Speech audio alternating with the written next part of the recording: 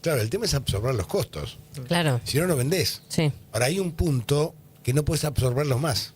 ¿Por qué? Porque dejaste de ganar. Entonces empezás a aumentar, y como decía Pablo recién, a partir de hoy o a partir de ayer, el laburante empieza a comprar cada vez menos. Sí, claro. Y después empieza a intercalar. Hoy carne, mañana fideos. Hoy pollo, mañana tal cosa. Hoy tal, mañana polenta. Empiezas a intercalar. Y empezás a engordar. Porque empezás a comer, digamos, La alimentación pocos nutrientes. claro, exacto. Y también perdón Lu, con respecto Sí. al tema de que esto decía que quizás no tenía nada que ver, pero sí forma parte del mismo círculo, cuando él cuenta como empleador cuánto le paga al empleado que tampoco le alcanza y cuánto a él le cuesta a ese empleado, también es parte de ese problema, de Esa ese es círculo. una vieja discusión en Argentina. Los impuestos.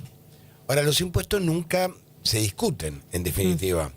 Porque, a ver, si vos ves la película Menem, la serie Menem, vas a ver cuando Cavallo, en la serie Menem, dice allá por los 90, vamos a aumentar el IVA del 18 al 21%. Será por 3 meses.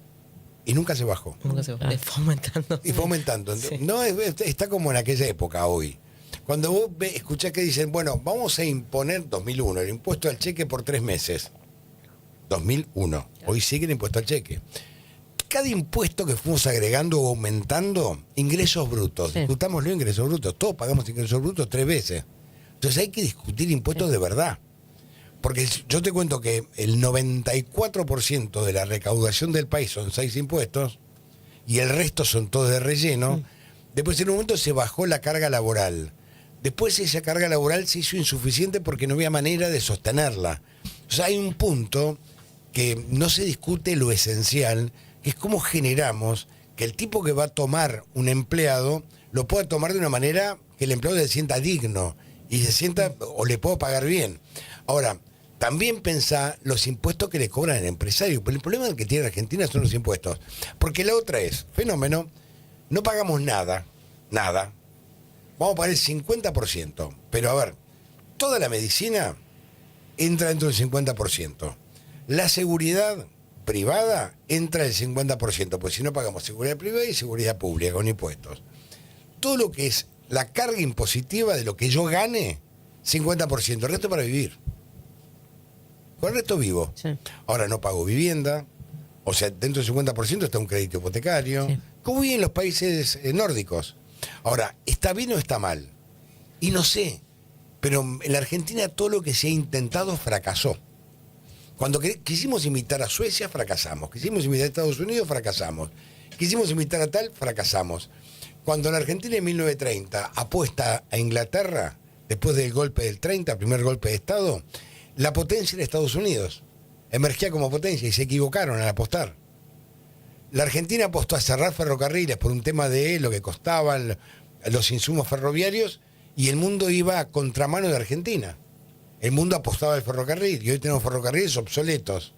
Entonces, todo lo que hemos hecho, fuimos a contramano del mundo. Ahora, ¿podemos revertirlo? Y no. ¿Ustedes se acuerdan cuando Kirchner anunció el soterramiento del ferrocarril Sarmiento? ¿Saben cuánto eran en total de kilómetros? 37 kilómetros. Costó, en principio, 400 millones de dólares. ¿Saben cuántos kilómetros se construyeron? De los 37 te hablo, ¿eh? ¿Cuántos? 7. 7. ¿Ustedes se acuerdan cuando se anunció el tren bala? Sí. Hoy el famoso tren bala, que antes llegaba a Rosario en 7 horas, hoy llega en 14. Entonces, explícame. Fuimos siempre a contramano del mundo. Cuando Menem cerraba los ferrocarriles allá por la década del 90, en España, en la Expo Sevilla, se anunciaba el AVE, que era un tren bala que unía Madrid con Sevilla en 2 horas. Y acá decíamos, ramal que para, ramal que cierra, cerramos los ferrocarriles. Entonces fuimos siempre a contramano del mundo. Ahora, volver a ir a mano del mundo, ¿cuánto nos va a costar? Pues esta es la otra, ¿cuánto te va a costar? Y encima nosotros ideologizamos las inversiones. Entonces esto ya es mucho más complicado. No, si es chino no porque son comunistas. ¿Y qué tiene que ver el dólar con el comunismo? Si el dólar es yanqui y liberal, ¿qué tiene que ver con el comunismo? Ideologizamos las historias, ideologizamos todo. Y después escuchamos economistas que se sustentan en economías de otro país Y decís, pero, a ver, vos me estás hablando que para hacer lo que vos querés que yo tengo que hacer, tengo que ser Estados Unidos. Y en la Argentina tenemos 50 millones de habitantes, de los cuales la mitad son pobres. Entonces, ¿cómo instrumentás medidas para, digamos, que a vos te rinda la medida que vos aplicás cuando tenés la mitad de la población fuera del sistema? Entonces es muy complicado. ¿Por dónde empezás, no? ¿Por dónde empezás?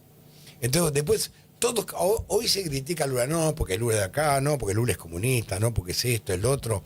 Lula es pragmático. Y el mérito de él, y esto no es ideológico, es haber incorporado a la clase media brasileña a la mitad de la población. Brasil no tiene clase media. Y el mérito de Lula es haber creado una clase media. El mérito de, digamos, de determinados líderes es haber creado una clase media cuando no había. El mérito de Paraguay, que fue virando derecha, izquierda, que eso fue virando bastante, pero siempre tuvo un dominio colorado, fue haber reconvertido la economía paraguaya. Y hoy Paraguay es más importante que Argentina. Y cuando vos escuchás a Luis Caputo, que es nuestro ministro de Economía, el mejor ministro de Historia, según el presidente, que te habla que no tenemos reservas para bancarnos lo que sea, y lees los informes de la GAM, por ejemplo, que te dicen la Argentina es el país que menos reservas tiene de toda la región. Entonces, ¿cómo es esto? Entonces, si no sinceramos, si no hablamos con la verdad, es muy difícil. Es muy difícil. Y si encima todos los que van a asumir en el gobierno van a ser fundacionales, van a refundar la Argentina otra vez, desde 1810 la pasamos refundando la Argentina. ¿Y cuál es la salida? Y no sé, la verdad que hoy está difícil, ¿eh?